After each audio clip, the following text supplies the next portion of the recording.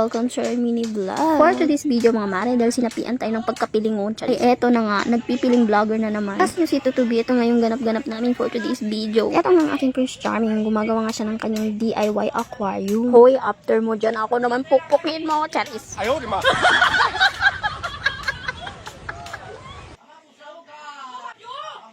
Tapos, tamang muni-muni nga yung ante mo dahil nag-iisip ako kung anong uulamin. Ang ending, bagsak sa beef loaf at itlog. Ayan, dilurog-durog ko lang yung beef loaf tapos pinito ko. Basic. Tignan mo naman ang ante mo, beef loaf lang yung niluluto. Parang daig pa ang nagtitake ng exam.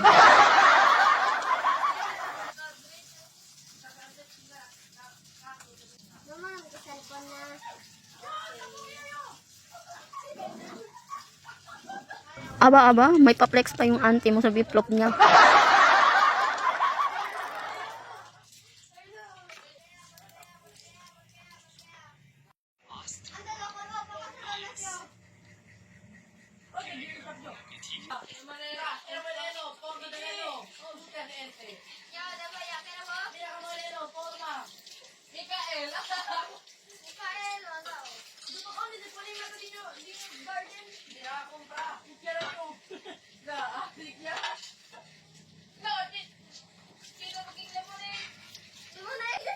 Tapos, marami nga kaming bahaw kaya napag-isipan. Ay, may isip pala ako, Charis.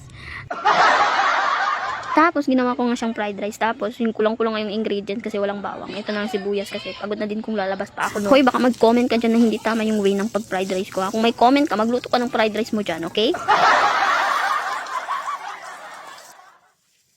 Kita mo na nga na todo effort ako dito sa aking fried rice. Ang mapapalit nito yung mga braso ko, Charis.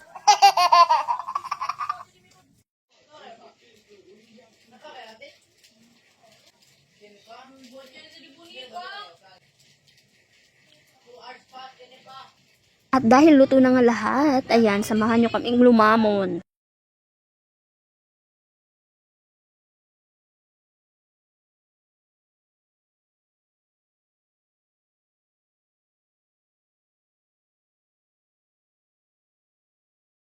That's it mga mare. Thank you for watching. Bye!